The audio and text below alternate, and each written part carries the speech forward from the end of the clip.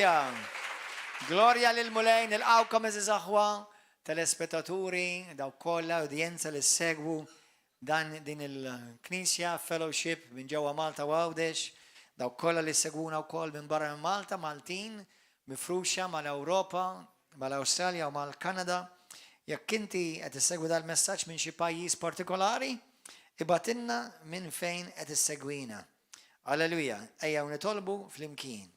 Kulħadd jitlob miegħi issa stess. Grazzi Mulej Qaddis.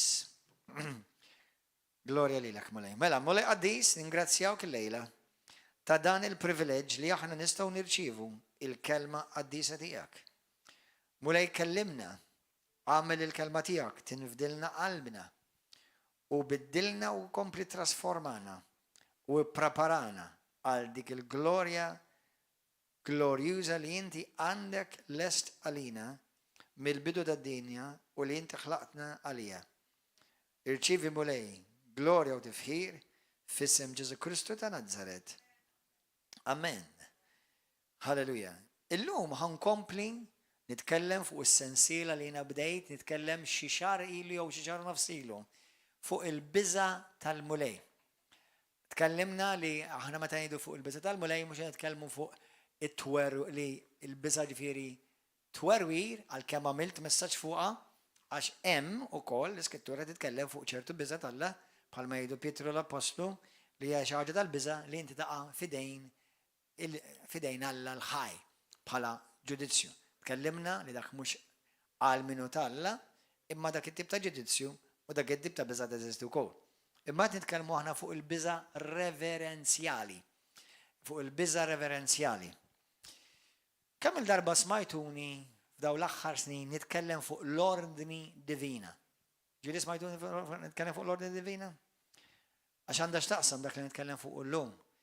Kemm minnkom dal-aħħar xi ftit xhur ilu tkellimt ukoll għamilt sensiela fuq il-glorja tal-Alla. Tiftakru kollha qegħdin fuq il-YouTube dawn inħeġġiġkom biex jekk inti tixtieq tkun taf iktar tmur tismagħhom dawk il-messaġġi għaliex ħajkun meskolat. Il-biża tal-Alla, dan huwa raba massaġġ fuq il-biża tal-Alla, imma ħa nitkellmu llum fuq il-biża tal-Alla li għandha x'aqsam ma' l-ordni divina u koll il-glorja. Peress li ovvjament ma nkunx naf fejn intkom individwalment fuq liema level, fuq liema paġna intom, ġas ħanamilkom daqsxejn introduzzjoni malajr. Number one, il-glorja tal-Alla hija xi ħaġa li Alla ħalaqna għaliha. Koll Kristjan naħseb li jaqraw il-Bibja jafu li aħna ġejna kreati Adam u Eva ġew imlibsa bil-glorja. Jafu li aħna fir-Romani 3:23 tgħidilna li l-bniedem waqa' mill-glorja u aħna qegħdin il-poplu tal-aħħar ta' żminijiet fejn mhux biss il-glorja ġiet mogħtija lilna meta aċċettajna l-Kristu issa Ġesu Kristu hija t-tama tal-glorja tagħna li teżisti fina, imma issa hemm glorja li aħna nistennew ukoll timmanifesta. Il-glorja hija xi ħaġa li Alla jridek tixxenna għalija, believe it or not.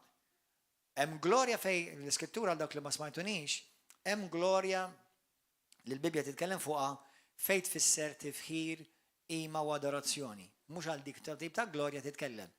Titkellem għat-tip ta' glorja li fit-Testament il-qadim, fil-ktib tal-Esodu kapitlu 33, Mose jixxenna għalija. Jixxenna għalija. Tiftakru fil-ktib ta' 33 Esodu? Ġieli semmejta fejn Mose jgħid il-Alla jgħidlu Mulej urini il-glorja tiegħek. Tiftakru dak il-passaġġ hawn minnkom tiftakru da? Hawn xi ħadd tiftakru? Prosit, morru qarawh. Passaġġ infatti immens sabiħ. U fil-vers 18, Mose, Esodu 33, vers 18, jgħidu speċifikament Mulej urini l-glorja tiegħek. Bil-ludi hija l-kelma kabod.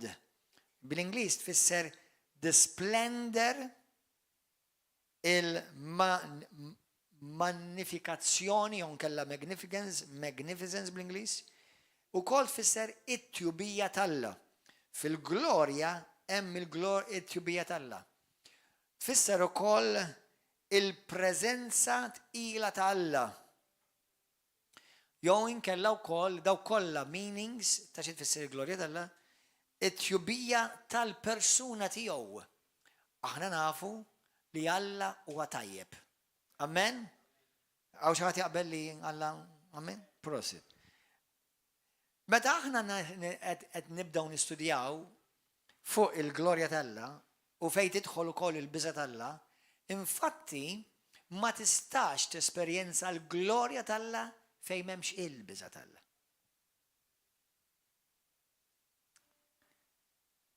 Ħa ngħidilkom meta aħna naraw pereżempju ġieli rajtu intom xi familja reali, renjanti.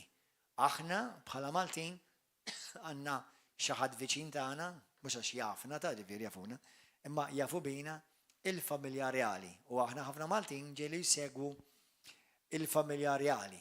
Xi ħaġa interessanti, qabel ma naraw xi proċessjoni, jew nkella tista' tgħidilha purċissjoni tal-familja reali joħorġu bil-xejdu dik. Insomma, karozzi tal-lussu, anka il-karrozzella.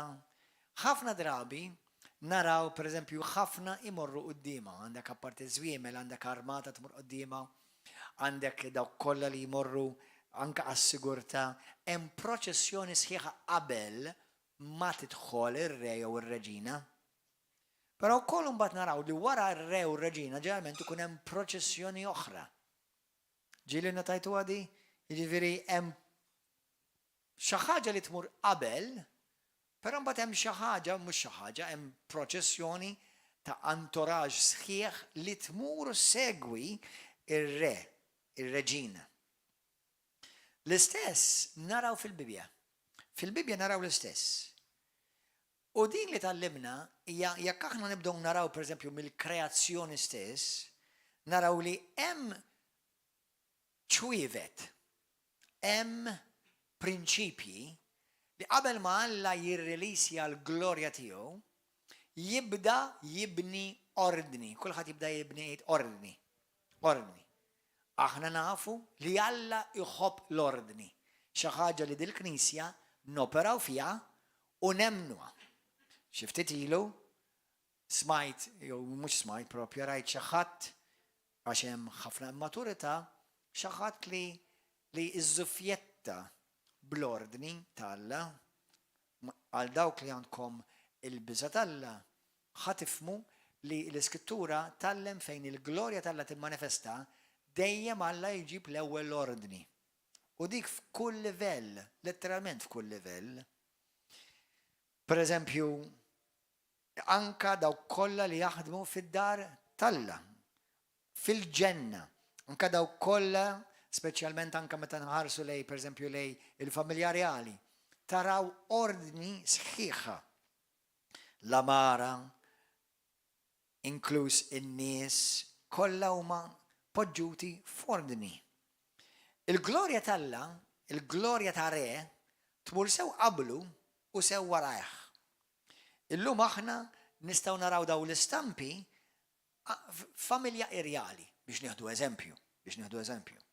Meta hemm il-glorja tal-Alla timmanifesta, jekk aħna rridu naraw il-glorja tal-Alla timmanifesta, ara mill-lat legali fil-ktieb ta' Kolossin kapitlu 1 vers 26 sa 28 tgħidlek li r-rikkezzi tal-glorja jew il-grazzi tal-Alla kollha huma fil-glorja tiegħu. Aħna nafu li aħna llum irċevi li aħna poplu ġdid fi Kristu, Kristu jammar fina, Kristu huwa t-tama tal-glorja tagħna u dak kollu li hemm aħna biex nesperjenzaw jeżisti fil-glorja tal-Alla. Jekk il-glorja tal-Alla tinvadi post, area, inkluż persuna, imma fit-totalità tagħha ħassir trasformazzjoni radikali. Kull fejn il-glorja tal-Alla timmanifesta jkun hemm il-trasformazzjoni radikali. Alla jixtieq li jintu jiena u jien, jiena u int, mhux jiena u jien, jiena u int, inti u jien, aħna l-poplu tal-Alla. Nixxenqu għal da. Iridek li inti tixxenna għal da. Fil-ktieb ta' Ġwanni 17, Ġesu jgħid li hu jixtieq li aħna naqsmu l-glorja tal-Alla miegħu. Għal dawk li intom ma smajtux fuq dawn il-messaġġi, morru waraw il-messaġġi li għamilt xi 5 messaġġi fuq il-glorja tal-Alla. Il-pass Alla bl-Ingliż ngħid li preferijax, bil-Malti ma tantx iddur sasem. Imma God's passion għalik u għalija hija li aħna nidħlu fil-glorja tiegħu. Għal dawk li għandkom diffikultà tifhmuha għadkom, il-ġenna hija mimlija bil-glorja tal-Alla. U inti Alla jridek tkun miegħu. Amen. Però believe it or not, ma jridekx tistenna għal-ġenna. Tista' tibda minha. Tista' tibda minha. Amen. U jixtieq ix-xewqa tal-mulejja li inti tixxennaq għall-glorja tiegħu. Tifhmux ħażin, naf li hawn min l-iskrittura mhux hawn min, l-iskrittura tgħidlek that he doesn't want to share his glory with anyone, li ma jridx jaqsam il-glorja tiegħu ma' ħadd. Ifmu għadik fil-kuntest, dik qed jissemma, mhux qed jissemma qed jgħid għall-glorja għar-rikkezzi li Kristu jgħidilna li jrid jixxerja magħna, qed jixxened fi ma jrid lil ħadd jiġi adorat infaħħar u meqjum bħalma jiġi infaħħar u adorat Alla. Dik il-kost, dik il-kuntest fisser hekk. Amen? L-ultimate tiegħu bħalma anke għaddejlkom ftit ilu, qed lilkom ftit ilu, fil-ktieb tal-Apokalissi 22 aqrawha jien aqrawha di. Fl-Apokalissi 22 vers 4 tajt li għal dawk li ħanibda minn vers 3 ebda saħta ma jkun hemm iżjed fija jkollha tron ta' Alla u tal-ħaruf u l-qaddejja tiegħu jaqduh. Jaraw wiċċu, issa din interessanti, għax fil-Bibja tgħidlek li ħadd ma ra Alla. Avolja hemm teoloġija sħiħa fuq dik, right? Kollox qed jieħdu fil-kuntest. Jaraw il-wiċċu u jkollhom ismu fuq ġbinhom. Għal dawk li intom tistudjaw l-Iskrittura, meta l-qassis il-kbir kien jidħol fil-post l-aktar qaddis, x'kien jesperjenza? Il-glorja tal-Alla. Amen. Mela li aħna nesperjenzaw il-glorja tal-Alla mhix xi ħaġa riservata biss għal Alla, hija riservata għal poplu tiegħu. Amen? Halleluja. Issa hemm ordni, kulħadd jgħid hemm ordni. Amen? Fl-ewwel Korintin kapitlu 14. Tafu l-Iskrittura tgħid li huwa Alla ta' ordni. Amen? U Alla dejjem jorina mill-bidunet li Alla prepara ordni. Per eżempju, naraw fl-Iskrittura kif Alla minn dejjem anke mill-bidu tal-kreazzjoni stabilixxa ordni. Meta aħna inkissru l-ordni tal-Alla, aħna nniktu lil Alla u aħna nedimbu kontra Alla. Alla jrid, jew il-ġimgħa li ġejja. Jew ta' wara ħankompli fuq dan il-messaġġ. Imma ħanamilkom daqsxejn basics fuq speċjalment peress li kif l-glorja tal-Alla għandha x'taqsam mal-biża' tal-Alla. Issa ħandikom xi ħaġa. Jekk intom tibdew tagħmlu daqsxejn question marks ilkom infuskom, tibda tinnota li ħafna mill-knejjes fid-dinja ta' kull denominazzjoni huma mejta. Mejta. Saru biss monument. Monument.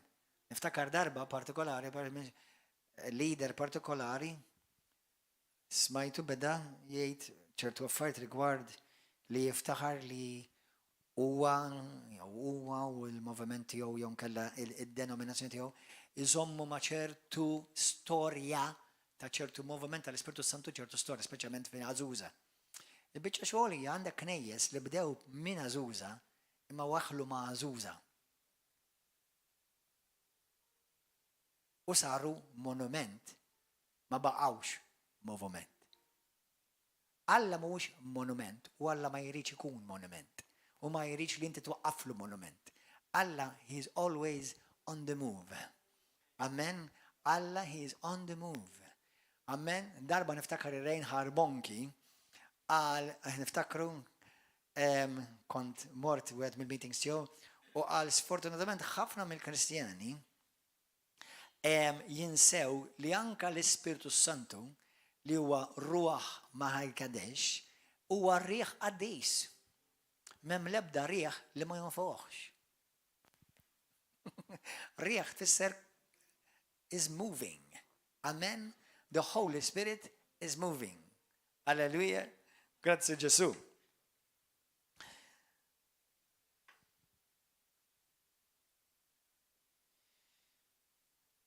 Għattabdu xi ħaġa żgħira. Amen. Mela għodu attenti, meta aħna niġu ngħidu li aħna Kristjani, u l-kelma Kristjani llum il-ġurnata bħalma tafu hija saret klixé. Li xi ħadd jgħidlek Kristjan għalija għadu ma jfisser xejn. Għadu ma jfisser xejn. Għaliex naf posta u anke forsi well meaning li l-Alla kontinwament iniktuħ. Jidimbu kontra tiegħu. Kif jitkellmu, kif jaġixxu, kif joperaw. L-idea ta' ordni divina mhijiex ta' Gordon Giammanci. U laqqas hija ta' Picasso. Hija t'Alla li jkun hemm ordni divina. Għaliex Alla walla ta' diżinn.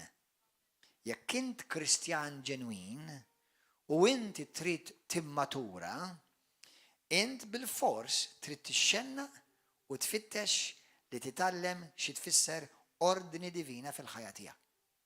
Għaliex kull meta jkun hemm moviment tal-glorja ta' Alla fuq din id-dinja, Alla dejjem ifittex dar f'ordni. Dar f'ordni. U fejn l-ordni ta' Alla tiġi stabbilita, Alla hemm jirrilisja l-glorja tiegħu u mill-glorja tiegħu jirrilisjaw u jiflowjaw it-tjubija, il-mirakli, il-sopranatural tal-Alla. Min hemm. Amen. Naf li għal nies Kristjani, kamp simili tagħna bħalna, pentekostali, karizmatiċi, kelma tal-fidi. Doqna mirakli, doqna fejqan, ma kam minnkom inta sodisfatt? Are you satisfied? Inti tiskirx għax rajna qatra da? ħafna Kristjani sikru b'qatra. Alla mhux qatra għandu, Alla għandu oċean. Amen. U jiena u inti imsejħin biex aħna nkunu f'dak l-oċean.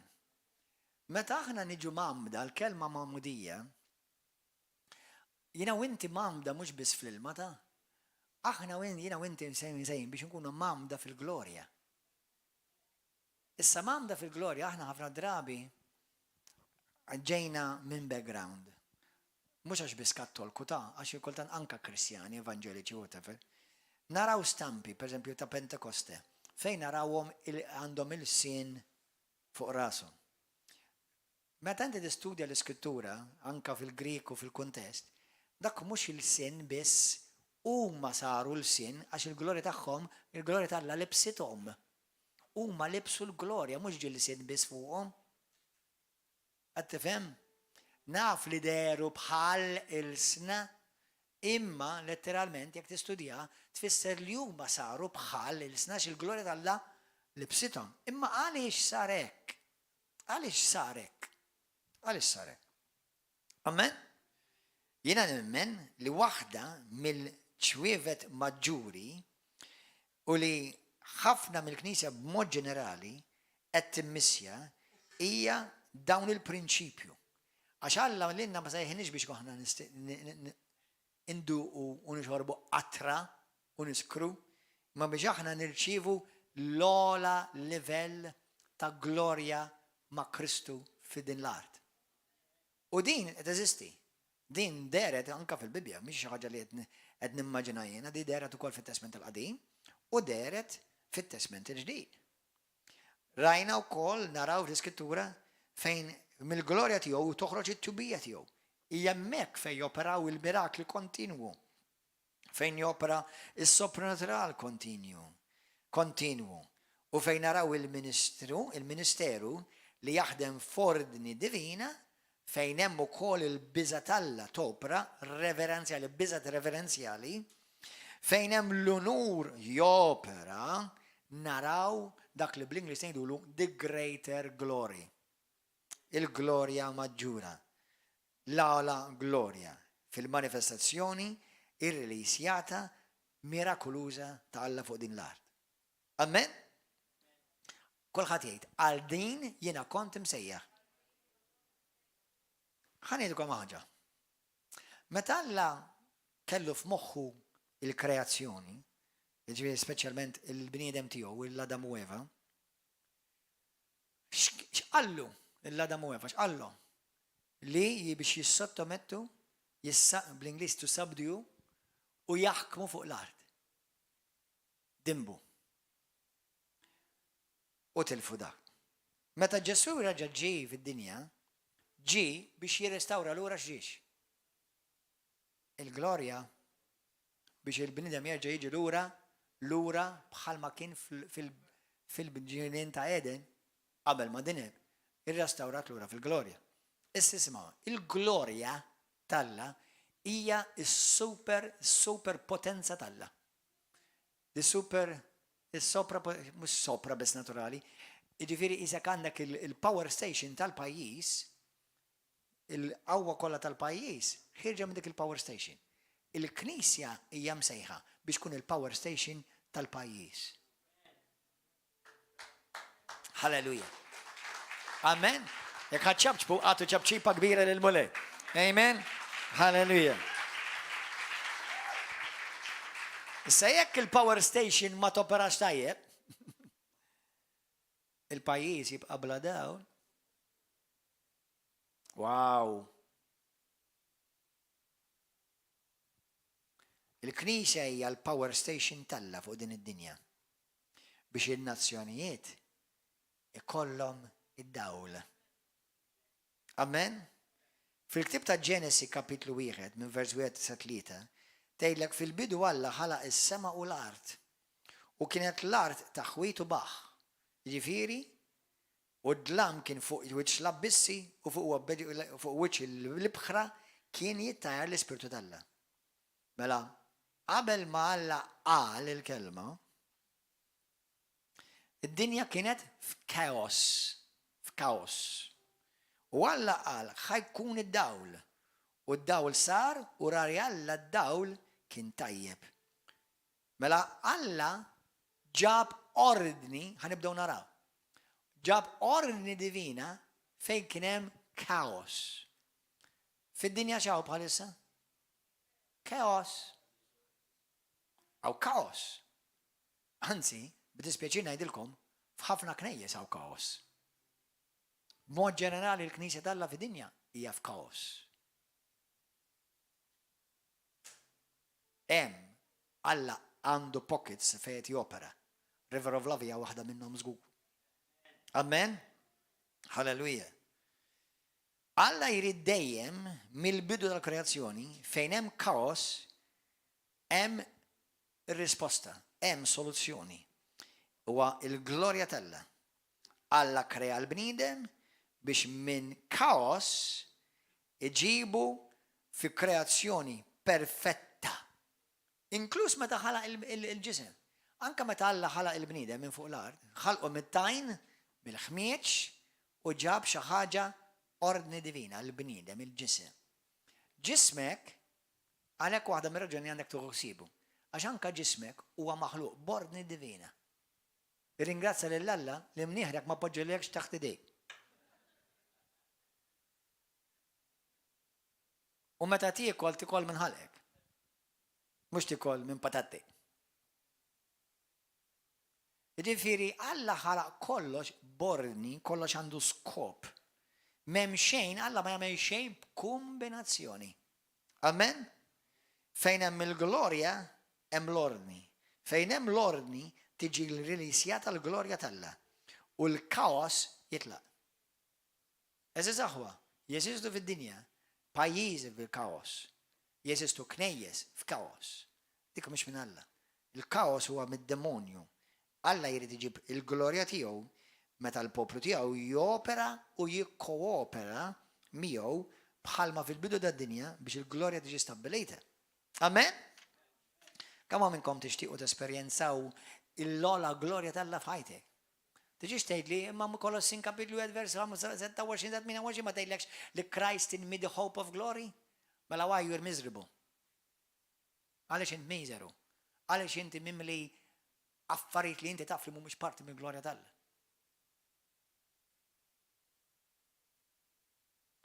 Għaliex għadek għatem saħta topera f'ħajtek. Għaliex għadek tgħix oppressat mid-demonju. Għaliex għadek tgħix fil-biża. Għaliex għadek tgħix fil-rebellioni. Mela sinjal li anka dak li hemm fik għadek żgur mhux qed topera fih. Alla il-Bibja tgħidlek anka fi ktieb tas-Salm 2 tgħidlek that he crowned men with his glory. He crowned us. Alla ħalaq il-bniedem, il-mara u r-raġel u għattihom kaverd bil-glorja tiegħu. Iċċirkundhom bil-glorja tiegħu. Fejn hemm f'din il-glorja hemm armonija u perfezzjoni. Anka fil-ktib ta' Ġenesi fil-kreazzjoni.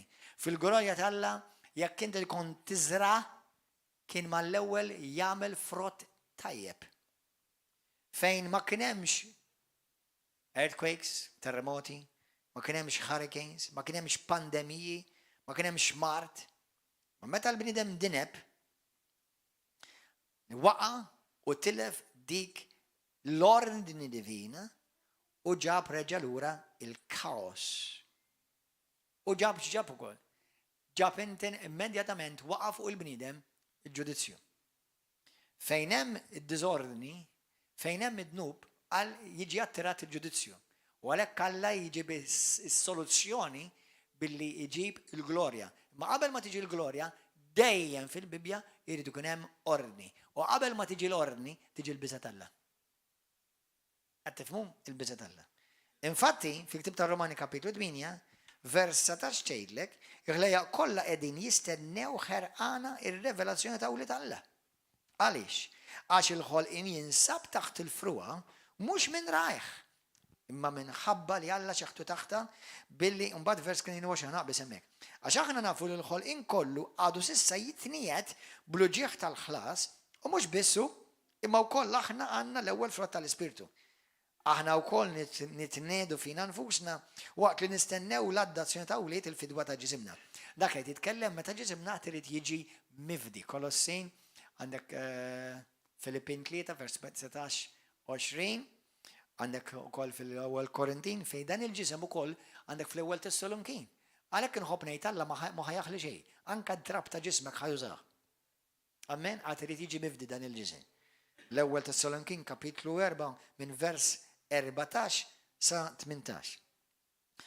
Meta Alla beda jfittex biex din il-glorja tiġi restawrata, beda jfittex nies li jistgħu jikkooperaw miegħu. Għadda naraw il-patriarki, imma speċjalment niridu naraw, għax aħna nibdew naraw il-glorja restawrata l-ora fuq din id-dinja minn fej? Minn Mosè. Ġili notajtu għadi? Alla beda jirrestawra l-ura l-glorja minn Mosè, għaliex? Għaliex kien Mosè li Alla sejjaħ u l-ewwel ma' wera kif topera l-glorja u kif jopera l-ordni divina biex il-glorja taħdem. Għalhekk Alla qabad il-Mosè ħadu fuq muntanja u warriħ kif inhi il-ġenna. Tista' taqraw għadi fil-ktib tal-Lut kapitlu 8 u kapitlu 9. Fejn naraw, wara għallu dak li inti rajtaw, irridek tagħmel ġbija tiegħu fuq l-art. Għaliex Alla għamel it-tabernaklu. Dik it-tinda. Għaliex għamilha dik? Biex idaħħal il-poplu tiegħu fil-glorja. Imma stenna ftit. Li kieku ma minx it-tabernaklu u għandek bżonn Bible studies here, ma li kieku ma minx it-tabernaklu mhux ġast tinda ta' kwalinkwa. Alla ta' dettalji, istruzzjoni dettaljati kif dan it-tabernaklu jrid jiġi mqassam. Ħalli l-poplu talla jesperjenza l-glorja. Qed tifhmu aħwa? Infatti, għaw min jgħid, teologikament, għaw min jgħid that the Bible is the story of the glory of God. Ġili smajtu din il-frazi? Għaw min jgħid li l-Bibja hija l-istorja of the glory of God. Glory in the beginning and glory restored back. Għattifmu għahwa? Jina u inti ikkreati fil-glorja. U għajna minn dik il-glorja imma jrid iġibna lura lejn il-glorja. Imma qabel ma tiġi lura, jrid ikun hemm ordni. U l-ordni tiġi fejn hemm il-biża' Alla. Mhux biss, għax inti meta għandek il-biża' Alla, x'jiġrilek meta għandek il-biża' Alla? Meta inti għandek vera l-biża' Alla, inti testima li dak li Alla jgħid fuq kollox. Qed tifhmu aħwa irrelevanti x'naħseb jien, x'jidilli jiena, x'inhu l-opinjoni tiegħi. Meta jiena nimxi fil-biża' Alla, tkellimna fuq il-messaġġi qabel fuq għadi, meta bniedem għandu l-istima Alla u jgħid la Alla qala dik nemmina, inti dak qed turi li inti għandek il-biża' Alla. Meta int għandek predikaturi jgħidulek isma' di mhux għallum u inti taħseb li Alla jagħmel hekk u daw issa għalek u hekk u jġibu l-kelma Alla fix-xejn. Il-problema tagħhom hija l-arroganza. Għaliex waqgħu mill-biża' Alla m'għadhomx jistimaw dak li Alla jgħid, m'għadhomx jgħidu wara de Alla hekku. U għax ma nifhimx ma jfissirx li Alla waqaf, ifisser li jiena tuba u għadni baladu u għadni moħħ karawetta u għadni ma nifhem xejn. Tifhem? Imma peress il-bniedem huwa arroganti, jikkreaw denominazzjonijiet għalihom li għax mela din mhux għallum, din mhux għal kulħadd, din għaddiet, din għad baqa' tiġi. U nispiċċaw nikkreaw dotrin oħra u mhux vera nippritkaw il-Bibja. Hemm frażi li ġieli nħobb ngħid jien fejn tgħid mhux vera kulħadd, mhux vera li kulħadd jemmen il-Bibja min jgħid li huwa Kristjan, għaliex ħafna mill-Kristjani jew bosta li anke intqajt magħhom forsi well-meaning jaqraw li jemnu, mhux jemnu li jaqraw. They read what they believe, not they believe what they read. U ħafna anka jissejħu leaders u anka pastors fortunatament. Sa din il-ġimgħa stess ma jtstejjer bħal dawn l-affarijiet. Qed tifhmu? Għalhekk inti meta ma tarax xi ħaġa x'tgħid il-Bibja, mhux tgħid mela l-Bibja ma diġ llum. Tgħid mulej għallimni għax għadni mhux qed nara ċar. Għax għadni mhux qed nara kollox. Għalhekk il-mulej juri il-misteri tal-patt il-Bibja tiegħu il-dawk li għandhom il-biża' tiegħu. Amen? Grazzi mulej. Allura Alla jisejjaħ il-Mosè. Lil-Mosè jagħtih stampa dettaljata kif irid lil dan it-tabernaklu jseħħ. Ħanilkom aħwa. Inti ġieli għaddilkom minn raskom li Alla fil-Knisja għandu stampa dettaljata ta' ordni.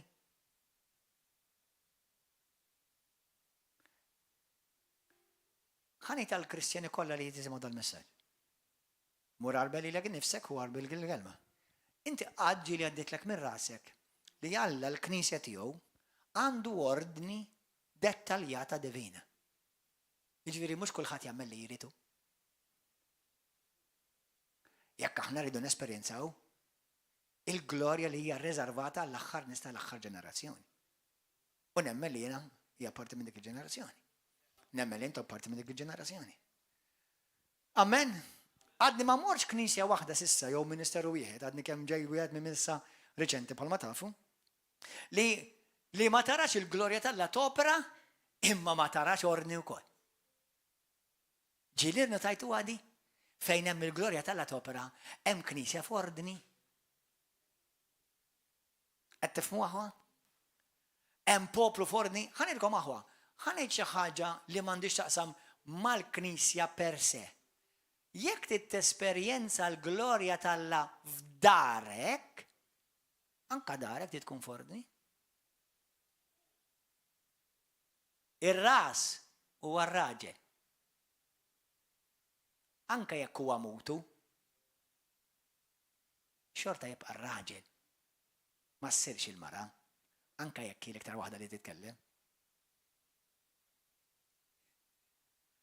Qed ngħid dan għaliex meta when you violate God's divine order, you sin.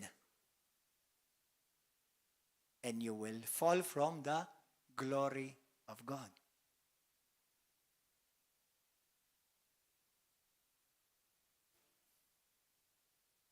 Ġifieri, jon kella bl-Inglis tgħidlek, il-Bibja tgħid you fall short of. You fall short of ma jfissirx fiġi you are going to hell. You fall short of fisser li inti issa ħadd immissja li l-glorja timmanifesta f'ħajtek. Qed tifhmu? Fall short of the glory. Yes, we fell from glory, imma also when you sin you're falling short from the glory. Qed tifhmu differenza? Hemm differenza falling from glory and falling short from glory. Jiġifieri wieħed meta konna fil-glorja mid-dnub waqajna minn dik il-glorja u ġejna arwenin mingħajr il-glorja. Falling short tfisser li inti bħalma ħanejlek qisek mort niġri waqbad tal-linja u I fell short from catching it just 1 minute.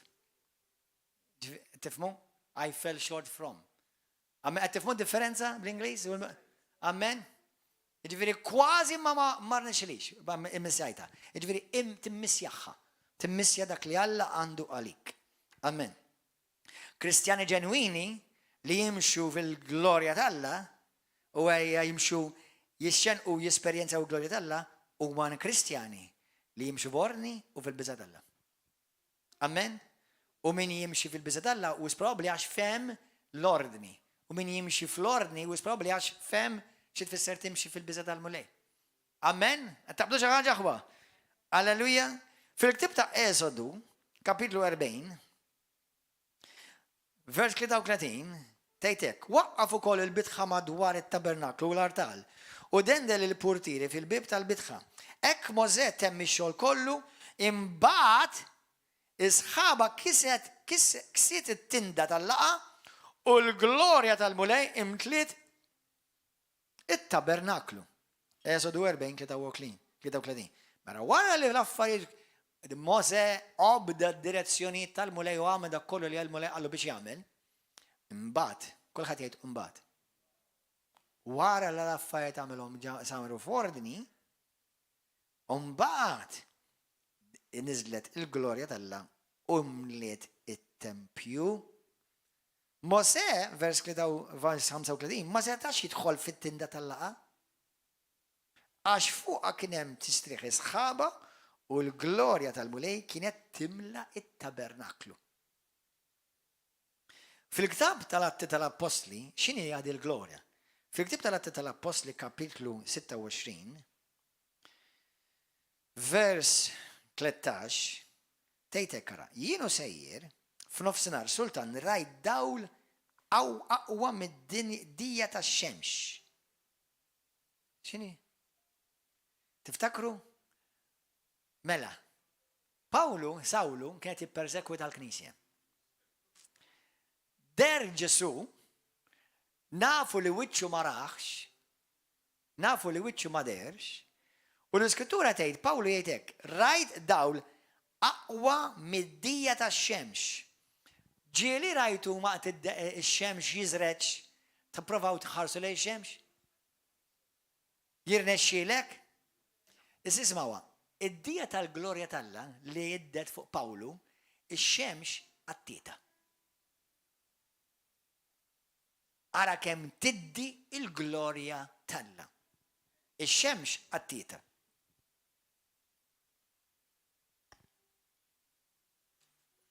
Għaxum u jgħid li iddiet iktar mix-xemx ta' nofsinhar. Jiġifieri fl-aħjar tagħha. Fl-ewwel Timotju 6, 15-16, ismaw x'jgħid Pawlu wkoll il-Timotju. Dawk li huma ħinja waħdu setan, is-sultan ta' Slatin, is-sit tas-sidin, li hu biss ma jmut qatt u jammar f'dawl li ħadd ma jista' jersaq lejha. X'tip ta' dawlu? Da dawl, għam mbagħad jgħid lilu lejh u l-ebda bniedem qatt ma raħ u laqqas qatt ma jista' jaraħ, lilu ġieħ u seta' għal dejjem amen. Fl-Iskrittura fil-ktib ta' Iżajja, tajt, fil-Iżajja, I think, ħanidikom bl-ma skrittura, Isaiah 60 or 61 xaħġek. Tajt li fl-axħar ta' meta Ġesu jkun ġej, id-dija tal-Alla tal-glorja tal-Alla, iġġib fix-xejn id-dawl tal-kwiekeb u tax-xemx Għalhekk tgħidlek ix-xemx tgħib u l-kwiekeb jidlamu, insejt kif tgħidha bil-Malti.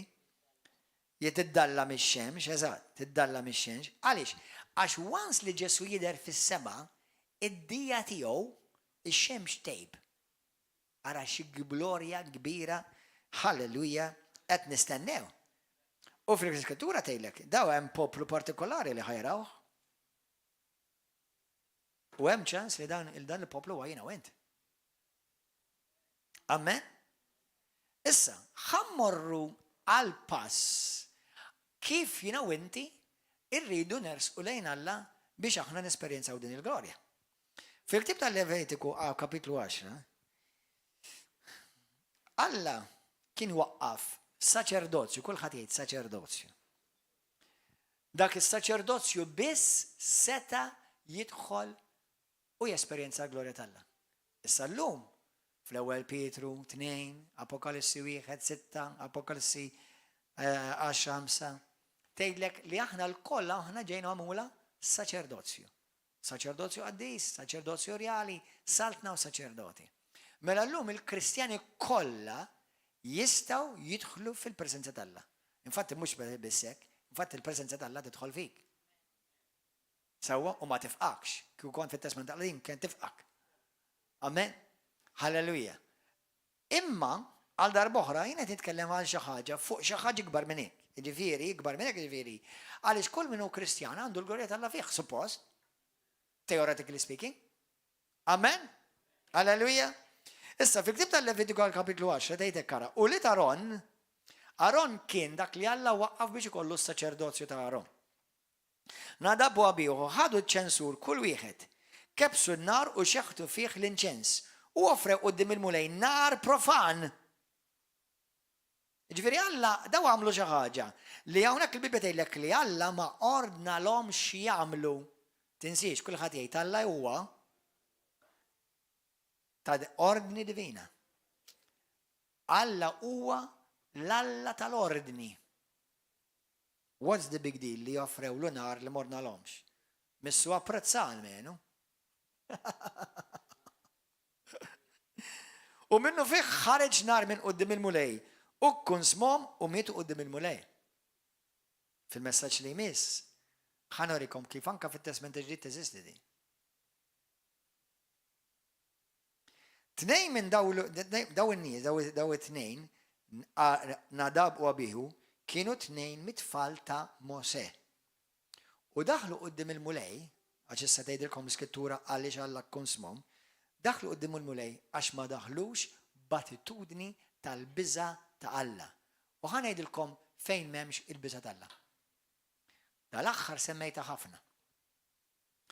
Illum in-nuqqas tal-biża' ta' Alla ta' fejn tidher fil-forgrantedness. Li kombinazzjoni dal-aħħar semmejnija naqra li nispiċċaw nieħdu l-affarijiet tal-Alla for granted. Ħansaqsikom mistoqsija. Just speculate. Għaliex il-biċċa l-kbira tan-nies li jersqu lejn il-mulej fil-bidu tagħhom tgħid kemm jirċievu minn Alla, ma mbagħad once li tibda tidra qisu l-mirakli u l-fejqan ma jibqgħux daqshekk. Alla tbiddel jew int.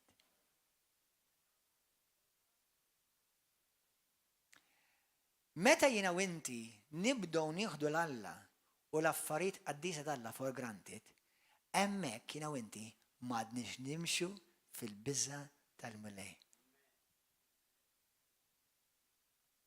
Bħal mettilkom dil-ġimgħa,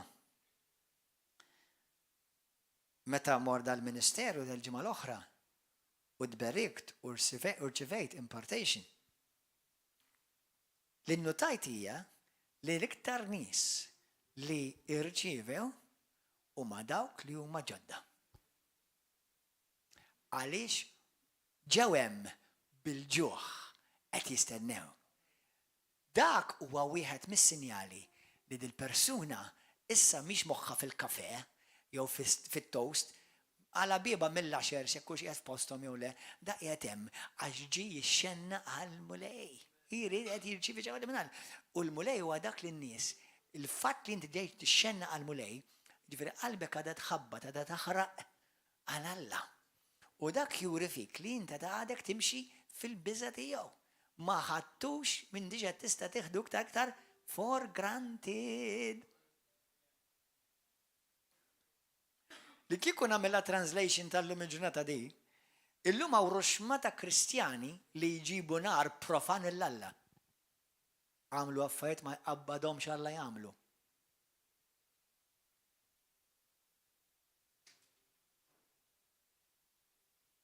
Jagħmlu li jridu, x'in iridu, meta jfettillhom.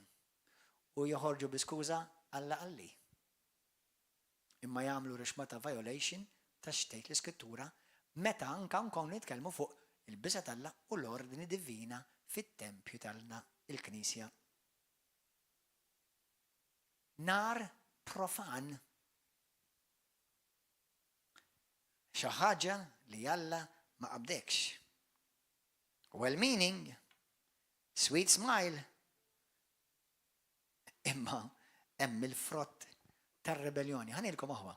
Rebellioni ma jfissirx li jiena bil-fors, per eżempju, għax irrebellajt u ġbajt miżwieġ u mort moħra u għamiltilha l-babies, dak rebellioni. Sewwa mhux bil-fors dak. Rebellioni tfisser li jiena m'għadniex nżomm stima għolja lejn dak li jgħid u jaħseb Alla. Once li jiena naħseb li jiena naf iktar minn x'jgħid il-mulej, quddiem Alla jien rebellus. Adam u Eva mhux naqa' tuffieħa kull m'għamlu gidmu. Naflu ma kienx tuffieħa ma ngħidu għa tuffieħa. Kull ma tgħidlek l-Iskrittura frotta. Iwa x'kidmu daqra frotta nkellu jħodaq isek bi kbira l-mulej. Għaliex mhux il-frotta, seta kienet dullija. Il-qalb li jissinti taħseb li ta' faħjat. Għal Alla dik rebellioni. Għal Alla dik tinten fajnejh u jsejħilha rebellioni. Jekk jien qed nimxi fil-biża' tal-mulej vera u nagħmel li nnifsi nippożizzjona li nnifsi biex nibda nesperjenza il-glorja li Alla tant jixtieqni li jiena nesperjenza. Jien qed nimxi fil-biża' tiegħu. Li l-istima, l-ola stima jiena hija xejt il-mulej. Xejt il-mulej. Irrid nkun naf xejt fil-mulej, fil-Bibja, ġifieri mhux għax qed nitkellem għal dawk li jaħsbu li kull minuta Alla tgħidulhom xi ħaġa jgħidulhom differenti. Hemm ordni divina. U meta nimxi fl-ordni divina, qed nuri qed nimmanifesta li nimxi fil-biża' reverenzjali lejn Alla u għalhekk issa nibda nesperjenza il-qawwa tal-Alla b'mod regolari. Għal din jiena u int imsejħa. Amen? Alleluja, grazzi mulej. Thank you Jesus. Xi tfisser profan? Il-kelma profan tfisser li jiena nittratta dak li huwa qaddis bħala ordinarju. Għanidikom xi ħaġa li tibboderjani. Ġieli rajt knejjes, issa di xi ħaġa żgħira tax mhux bil-fors xi kultant ċertu nies jagħmluha b'ignoranza, mhux għax hemm arroganza. Imma taf li jiena tibboderjani, pereżempju meta nara nies saqajhom fuq is-siġġu hekk. Tgħidli wejja tkunx legalistiku. Le, minix legalistiku, però mid-dar tal-Alla, ħafna mid-djar tal-Alla, insew ir-reverenza. ħafna mid-djar tal-Alla sew kattolċi. Anzi, jekk li kattolċi mhumiex għasek bed. Muru qgħod jidħolu jreġ fil-qudies. Jew hu soft drink miegħek. Il-Knisja Kattolika. Hawnhekk tgħix wara kull service tgħix kemm insibu bottles. Vojta, għax Alla jbirek ma jistax jirreżisti jew tirreżisti b'naqqa minn soft drink. U qed ngħidilkom llum fi Żemġ Kristu iġġibux iktar soft drinks magħkom. Hawnhekk mhux il-klab tal-ħamim, hawnhekk hija d-dar tal-Alla fejn il-reverenza tiġi parti mill-servizz. Amen. L-iktar jekk inti daqshekk niexef inħallik iġġib bottle tal-ilma. Biss. U ħadd ma ħajtlob biex jinbidel f'inbid.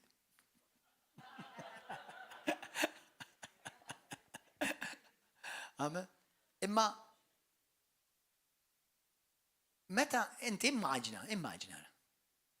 Sejjer għand ir-reġina. Stednitek ir-reġina jew ir-re tmur għandha. Kif tippreżenta ruħek? Kif tippreżenta ruħek? Aħna we are serving the King of Kings, brothers and sisters. Mhux King Charles ta' Karlu.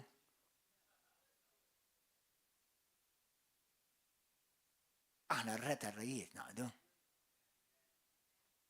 Għandu jkun hemm ċertu reverenza lej dan is-sit li aħna ngħidulu re. Avolja għavhom ħafna għadhom jgħidulu bambin, imma aħna naqdu re. U fejn m'hemmx reverenza, il-Knisja tmut. Għax taf xejlek Alla minix ħanersaq lejk. B'setata, ara xejt iskrittura. Ara xi dajt. Fil-ktib tal-Levitiku kapitlu 10, ara x'jgħid. Bl-Ingliż jgħid vers 3. Għax Mosè għallu għaliex għamiltek, mole. U Alla jgħidlu hekk. This is what the Lord spoke saying.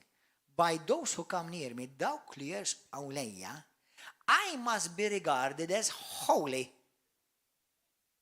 Irid niġi trattat bħala għaddis, mhux taken for granted.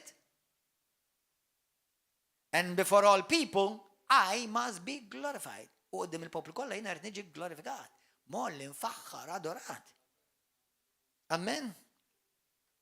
U din hija xi ħaġa meta l-mulejlek I must of all people u dim kun din għall-ġenerazzjonijiet kollha tot. Morru fi ktib tal-Apostli mhux issa, mbagħad naraw għall-ġimgħa dieħla. Kif tara dan l-istess prinċipju opera fit-Testament ġdid. Għalkemm aħna nirringrazzjaw il-Alla, aħna għandna privileġġ illum bħala Kristjani li l-Alla tal-Univers li jżomm il-pajjiżi kollha f'palma waħda minn tajdejh bħal trapp. Aħna jina inti nsejħulu Abba Missier illum. Glorja l-mulej. Tiqafx tfaħru da dik biss. Imma tinsix ukoll li jibqa l-Alla tal-Univers. Li jibqa s-sit tal-ħolqien kollu. Li jibqa r-re fuq ir-rejiet kollha. U m'hemmx isem fuq l-art taħt l-art u fuq u fis-sema li mhux ħajmil qudiemu. Minti tista' tidħol fuqu u tgħidlu Daddy. Halleluja. Grazzi Ġesu. Thank you, Lord. Huwa qadis, huwa ġust, huwa re tal-glorja. Jekk issa mmorru naraw kif Alla jerġa' jibda jirrestawra l-glorja lura, tiftakar meta David qallu mulej, qallu rrid nibnilek tempju fejn il-glorja tiegħek timmanifesta. Mela naraw l-ewwel il-tabernaklu ta' Mosè. U Alla bnieħ biex il-poplu tiegħu jesperjenza l-glorja tiegħu. Amen. Dejjem permezz tad-dem tal-ħaruf. Nista' tersaq fil-preżenza tal-Alla. Però mhux bid-dem tal-ħaruf biss, hemm l-attitudni. Kemm hawn Kristjani li huma maħsula bid-dem tal-ħaruf imma ma mejta. Ma boring, tilfu l-ħeġġa lejn Alla. Knejjes sħaħ ta' kull denominazzjoni li huma mejta vojta ikkabod il-glorja telqet. The glory departed. May it never be said that of you, of me, or of River of Love. Aħna poplu tal-glorja d'Alla. Nimxu bil-fidi, nimxu bil-imħabba, u nimxu dak kollu li Kristu jsejħilna biex nimxu, ma nimxu bil-biżadija. Amen? Hallelujah. Thank you, Lord. Thank you, Lord. Meta Alla David irid nibnilek tempju, għallek mhux inti għallu t-tifel tiegħek ħajbnilek tempju, għax inti għandek wisdem mxerred u neċenti fuq idejk. Araw xtejt fit-tieni Kroniki, kapitlu 5. Wara 7 snin, kulħadd jgħid 7 snin. Mhux kombinazzjoni. Wara 7 snin jipprepara. Wara 7 snin ta' preparazzjoni. Għal dawk li tixtiequ ssiru pastors, ministers tal-mulej wara sena, Calm down. Trenja u Alla jista' jużak qabel ma ssir pastor, u Alla jista' jużak qabel ma ssir diaknu, xorta jibqa' jużak basta qalbek hija sew. Imma ipprepara sew. Il-preparazzjoni mhix idea ta' Gordon John Manshell li tkun ippreparat, illi tkun ippreparat hija idea t'Alla u hija parti mill-ordni divina t'Alla. Għalhekk ħanejdilkom aħwa. B'kull rispett inti tafu li aħna jiena nħobb il-kulħadd u ma nobgħod il-ħadd u laqqas nista'. Imma apparti minn hekk, nixtieq ngħid xi ħaġa pożittiva fuq il-Knisja Kattolika. Ara ssib xi qassis li sar Kristjan u l-għadha sar qassis u xi ġimgħa wara u beda knisja.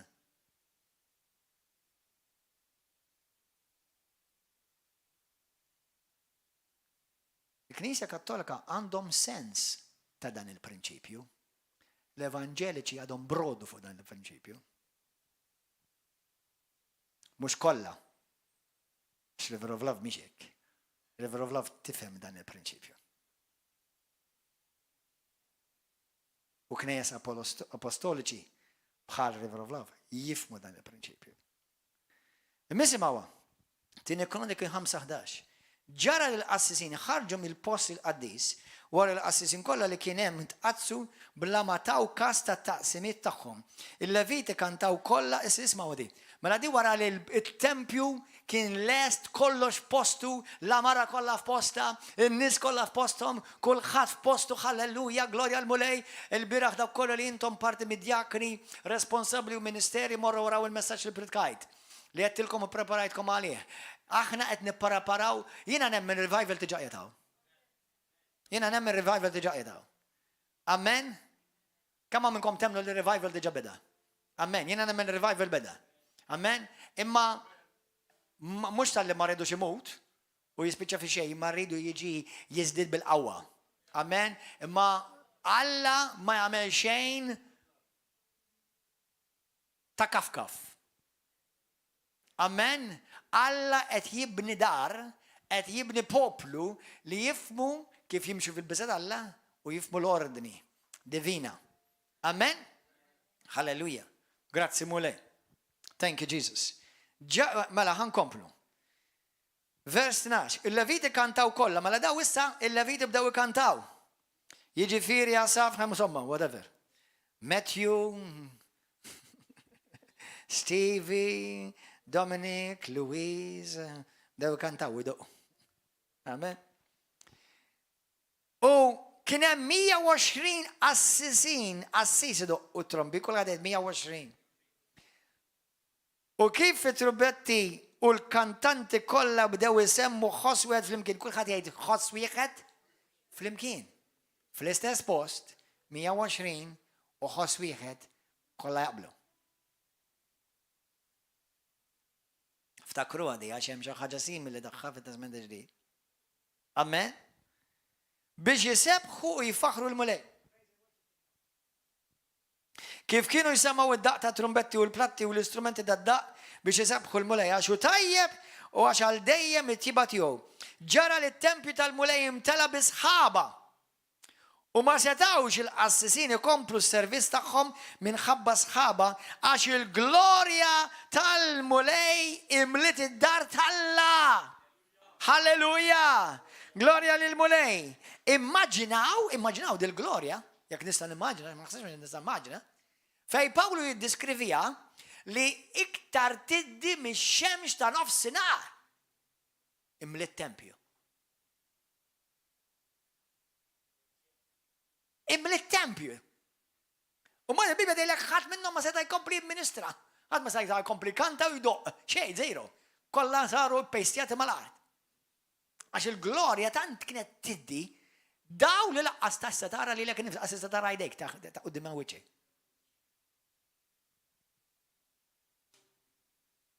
Di miex ħaġa tal-passat, aħwa. Din hija xi ħaġa li għedha fil-futur tiegħek u tiegħi. Halleluja. Glorja l-mulej, kun infaħħar ismek mulej qaddis. Meta aħna naraw il-poplu Alla jibda jieħu for granted il-preżenza Alla, il-kelma Alla, it-tempju Alla, l-knisja Alla, il-glorja tisparixxi. Anzi mhux biss, bil-kemm ma ngħidlekx ukoll li għal ġudizzju talla fit-Testament il-ġdid u anke fit-Testament il-qadim. Bħalma rajna li żewġ titfal ta' Mosè.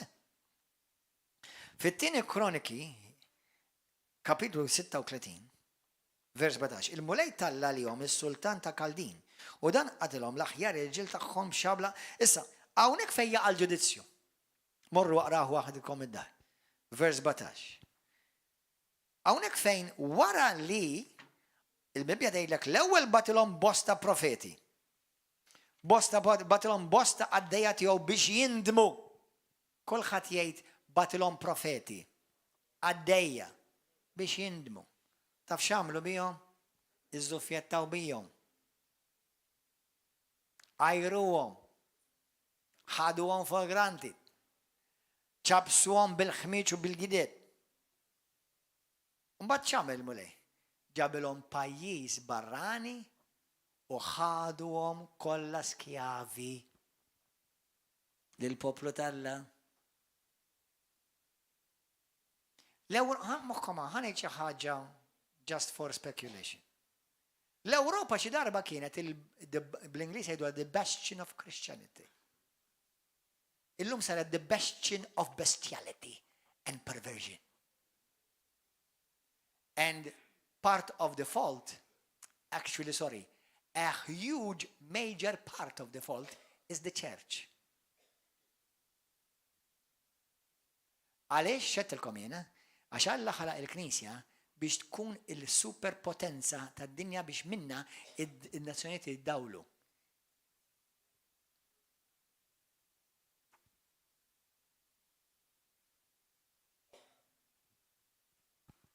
X'qed naraw? Pajjiżi fejn kienu supposti darba il-bastion, ma nafx kif tgħidha bil-Ingliż, bil-Malti, is-swar, il-fortizza tal-Kristjaneżmu saret bħalma tgħid l-Iskazzatura, Apokalissi 18, il-fortizza fejn hemm id-demonji. U tħarsux lej Ruma biss, ħarsu lej ħafna knejjes u denominazzjonijiet. Dil-ġimgħa smajt knisja metodista. Bdiet minnu John Wesley, raġel nar. Ordnaw transvestit.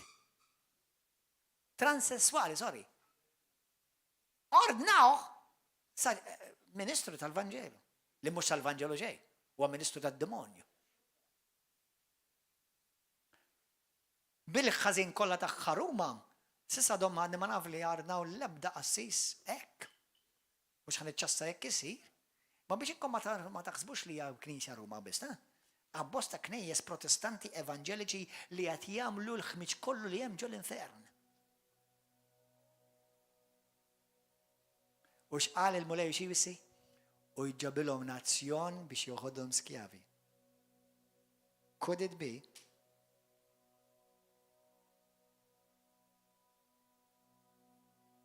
That's why we pray. Għalhekk nitolbu. Għalhekk insugmu. Għalhekk insemmaw leħinna. Għax jista' jkun jiġi żmien fejn ikollok talaq ħalqek bil-fors. Bil-forza ġifieri. Meta Alla fit-Testament il-ġdid beda jirrestawra l-ordni, jismawa. Tafu fil-ktib ta' Malakija x'qal, ħanibatilkom il xi ħadd qabel il-Messija. X'ħajjagħmel da? Kulħadd jgħid ħajjipprepara. Ħajjipprepara. X'ħajjagħmel ħajjipprepara. Preparazzjoni. Il-mulej bħalissa qed jgħid poplu tal-mulej Malta Għawdex għal min minnkom għandkom widna biex isma' qed nippreparakom. Timmissjax din il-moment tal-viżitazzjoni tal-Alla. Nippreparakom. Fluqa kapitlu 1 verset 17 tgħid hekk ara. Huwa jreġġa' lil ħafna mill-uliet Iżrael lejn il-mulej Alla tagħhom u hu ġej qabel il-mulej. Mimli bl-ispirtu u l-qawwa tal-Elija biex iraġġa l-qlub tal-mistieriet lejn l-uliedhom ħalli lesti u jipprepara poplu bħej jisewwa għal-mulej. Halleluja. Fil-ktib ta' Eżajja kapitlu 40 minn vers 3-5 L-anġu tal-mulej qed jikkwota minn Eżajija. Ħuħsib daqsxejn is-sound. Qed jikkwota minn Eżajija għal dak li ġej qabel Messija. U x'ġie jipprepara? Ippreparaw qalbkom. Bidlu femitkom. Hija l-kelma repent. Il-kelma repent. Ipprepara qalbek, biddel femtek, biddel kif titkellem, biddel kif taġixxi, biddel kif timxi, biddel kif tara l-affarijiet, biddel u ġib qalbek lura lejja. Għal dak li għandi għalik. Għax jekk inti timmissja dak li għandi għalik, ħatiħu dak li għadu għandu għalik.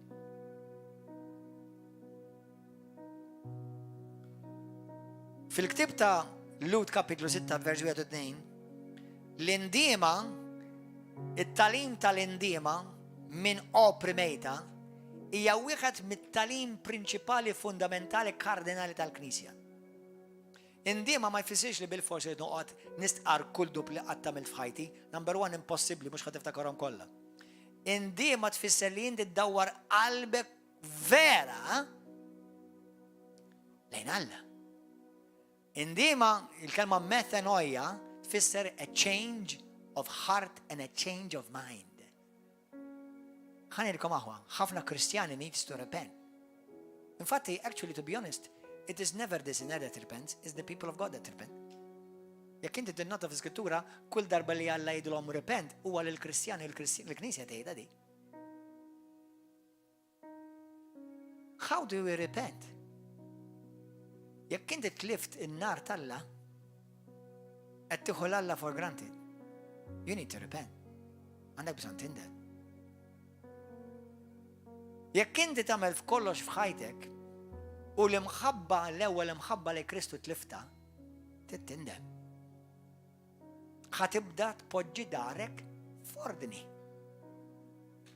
Jekk inti xi darba għamilt commitment lejn Alla u dan il-commitment qatt ma żammejtu, Alla ħajżommok kontabli. You need to repent.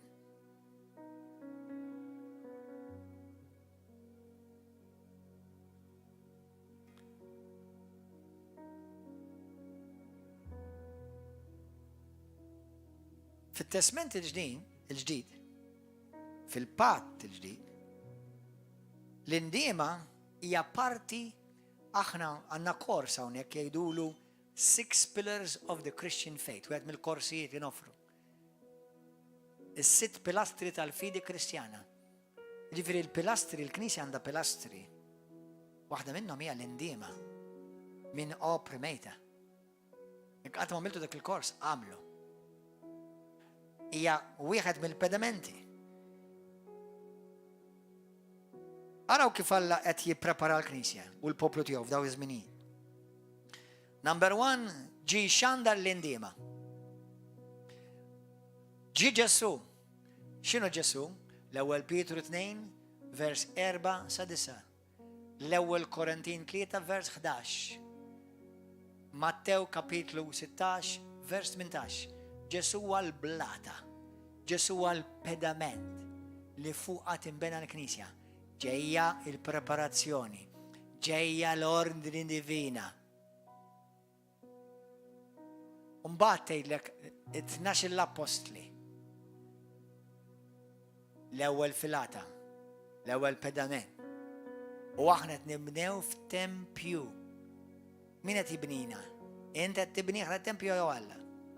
Mela qed jibni Alla, tkun taf kif Alla qed jibni dan it-tempju. Ma tistax tibnieh kif trid int. Kull rispett lej kulħadd.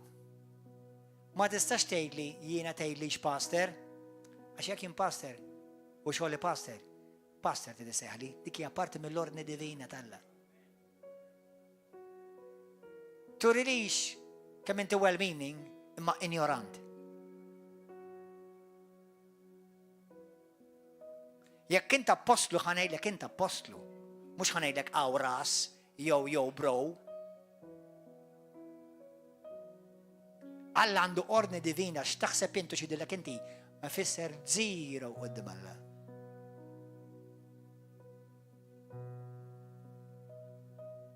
dawn ma' ministeri, dawn huma ministri li huma parti mill-ordni divina ta' Alla biex it-tempju ikun sħiħ matur u l-glorja tinżel.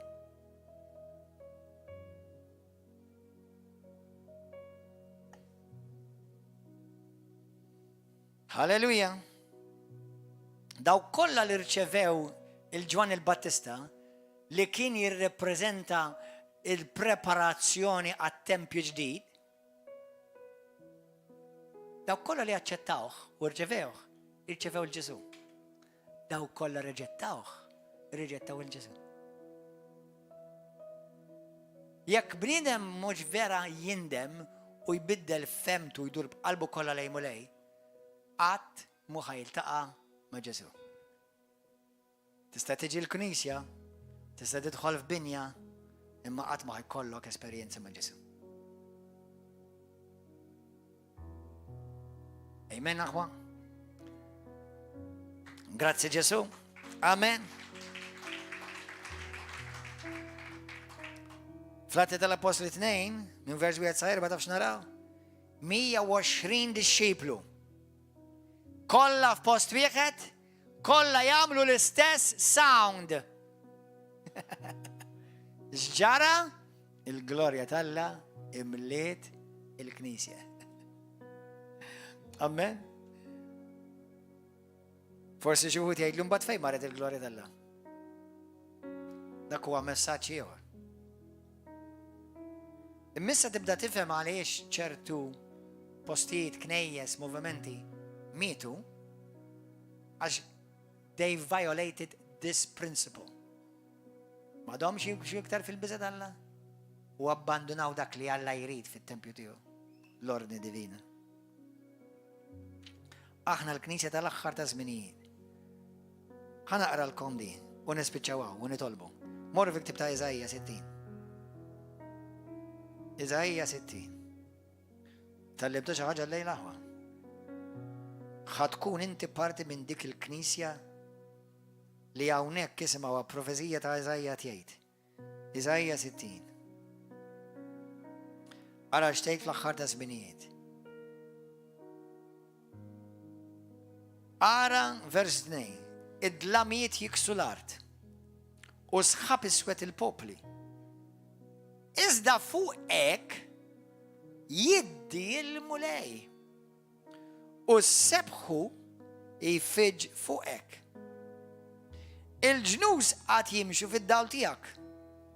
Aw forsi min jgħidli din mhux għal Ġesu qed jgħid għall-Messija. Inti fejn inti llum? L-ispirtu tal-mulej huwa fuq min? Fuq Ġesu, right? Biss.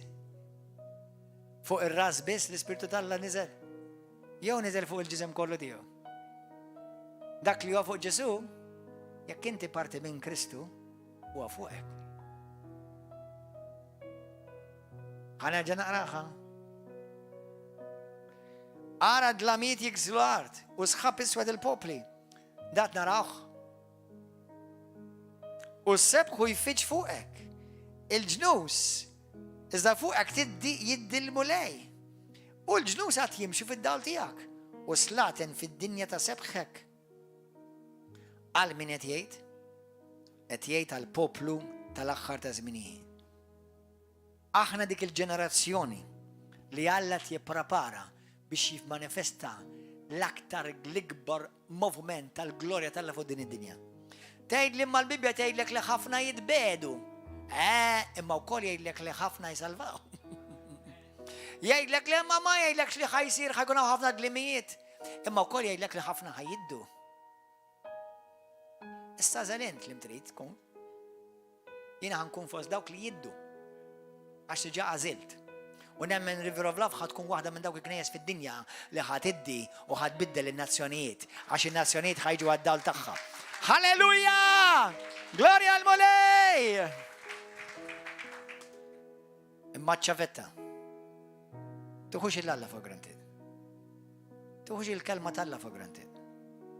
Tuħux il-relazzjoni tiegħek for granted mal-Mulej. Imxi fil-biża tal-Mulej. Indem u waħda mid-nubiet Lax tisraq bank u lax toqtol li xi ħadd. Waħda mid-dnubiet tal-knejjes ta' Malta u tad-dinja hija aħna nieħdu lil Alla for granted. Nittrattaw il-bosta xoltana ħafna iktar milli nittrattaw il-Kristu. ħafna aħjar kif nittrattaw il-Ġesu. Il-bosta xoltana ara ma jfettilekx titlef minuta, ara ma jfittilx digitart, ara ma jfittilx id-dalla żienek u tolli leħnek. Laqqas il-Kristu ħafna Kristjani ma jtrattaw b'dik ir-reverenza. Qed tifhmu għaliex Alla huwa mnikken. Qed tifhmu għaliex il-poplu tal-Alla nidimbu kontra Alla kontinwament. Għax m'għandniex inżommu vera fl-ola stima lil sidna. Nittrattawh u hija Alla jifhimni. Ejjem baxxu rasna. Ejjem baxxu rasna nitolbu. Fejn il-mulej qed jiddilja miegħek il-lejla? What is the Lord dealing with you today?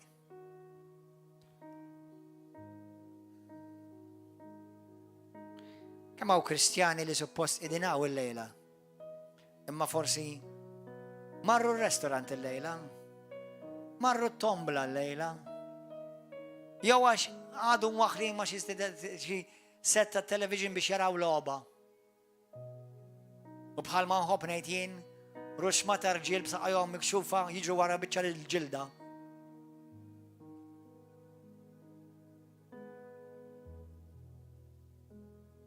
Qed tifhmu?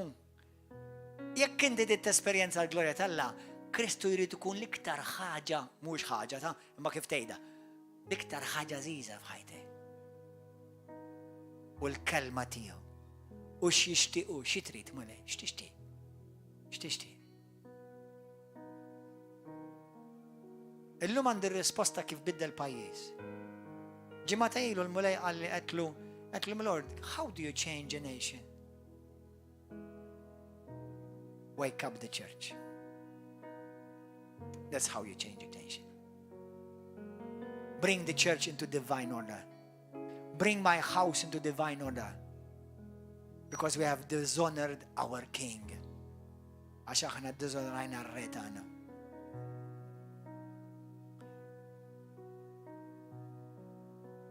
U nimxu fil-biża tiegħu, fi-stima reverenzjali.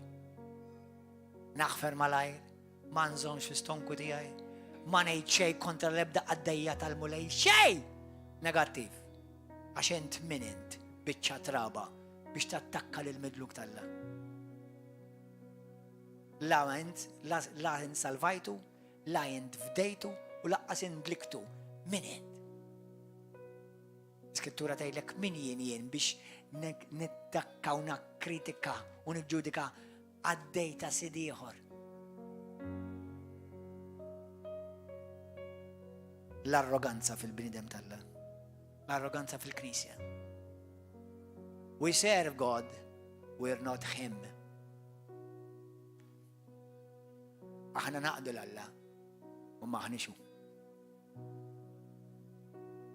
U jekk nagħmlu l-affarijiet sew, u jixtieq li aħna naqsmu miegħu il-glorja. Alleluja! Grazzi Ġesu. Kint il-lejla qiegħed hawn tgħidli Pastor, kelli bżonn nisma' dan il-messaġġ. Kun onest li dejk hawn xi ħadd. Nixtieq nagħti kelma ta' mħabba u twissija wkoll. Nisa u rġiel, onoraw iż-żwieġkom, nisa oraw ir-raġel tiegħek.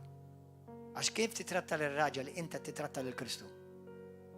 Yes, I know. Imma da mhux Ġesu ta' Pastor, ku tgħix miegħu inti tkun taf. M'għandix għalfejn kun naf, inta żiltu, ħadd ma qalek biex jgħidu bil-fors. Irġiel, il-mara tiegħek irrispetta, onora.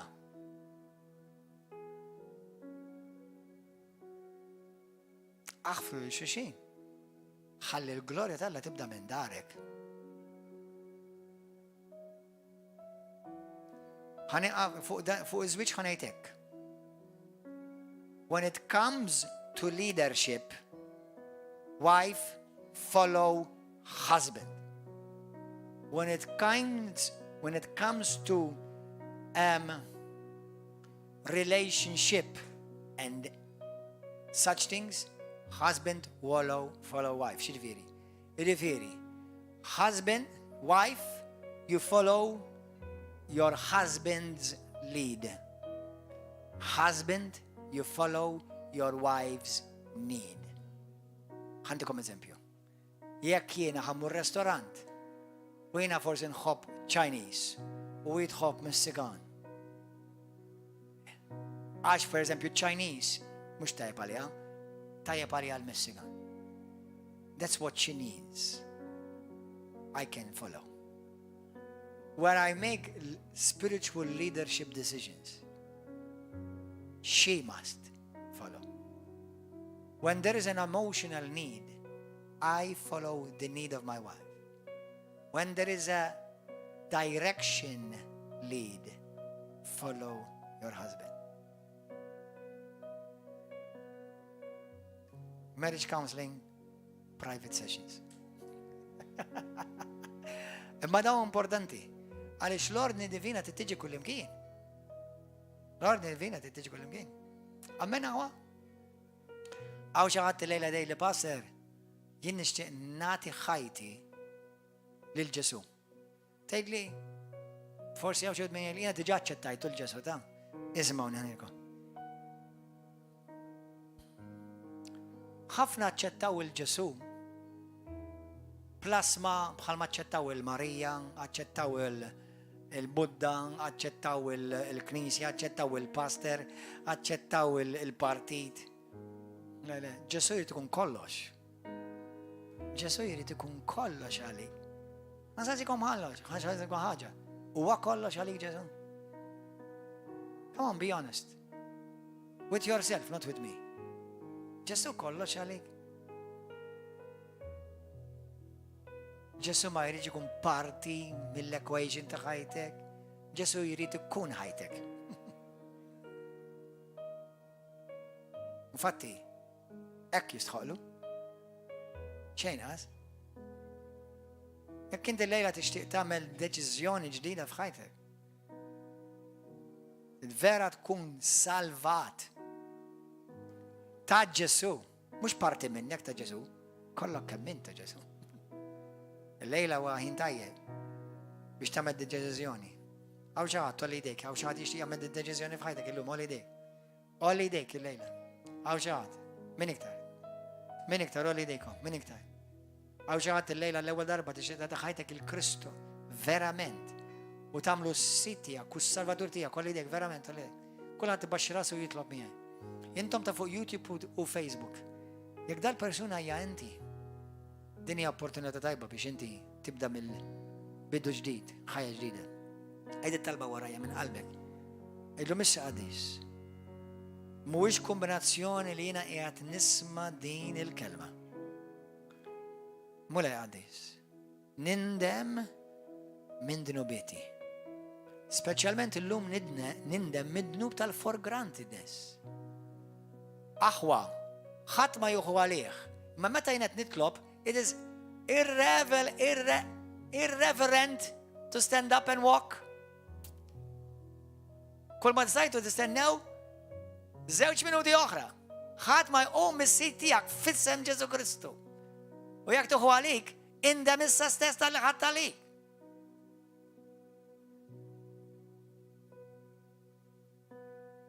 Nerġa'.